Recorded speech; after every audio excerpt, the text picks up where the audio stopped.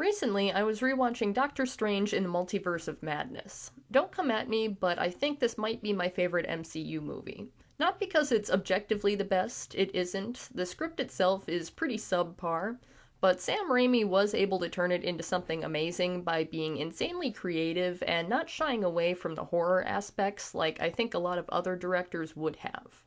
Personally, I'm an absolute sucker for dark and crazy magic, which this movie has in droves. My one wish in this world is to possess a corpse while wearing a cloak made from souls of the damned, and that is not going to change. That said, towards the end of this movie, I had a moment where I thought to myself, God, I wish this movie was animated.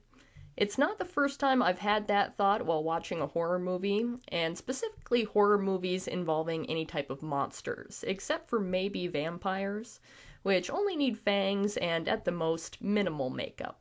But any other kind of monster, be it a werewolf, wendigo, zombie, or ghost, I find myself longing to see it done in animation, usually because I'm taken out of the scene by pretty obvious CGI.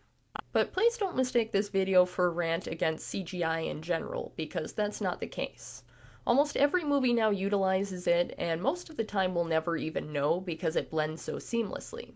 And even grand-scale CGI can look amazing, like the entirety of the Avatar movies or the dragons from Game of Thrones. But there is one very important thing to remember, which is that both Avatar and Game of Thrones had huge budgets and could afford the best CGI. For most horror films, that's not going to be the case. Horror is traditionally the cheapest genre to make, making it popular amongst debut directors. For this reason, most horror movies are just not going to be able to afford the type of CGI that can make fantastical creatures and human actors appear to be a part of the same world. You might think then that the solution is to turn to practical effects, which can be a great improvement in certain situations.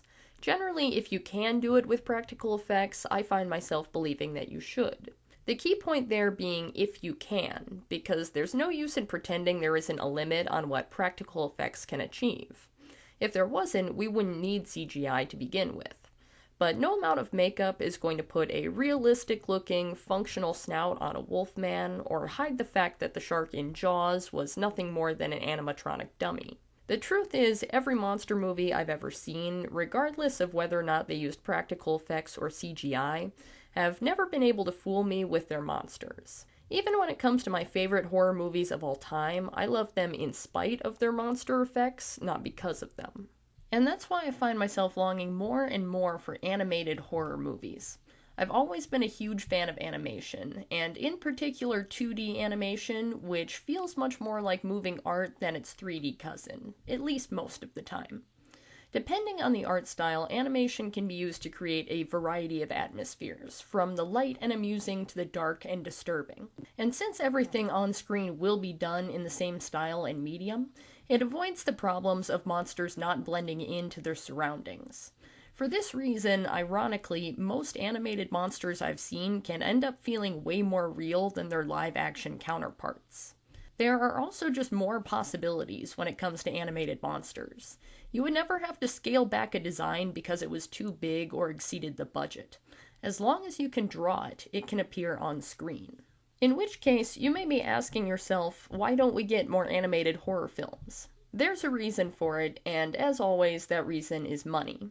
High-quality animation is expensive to produce, and is therefore unlikely to be combined with a cheap genre like horror.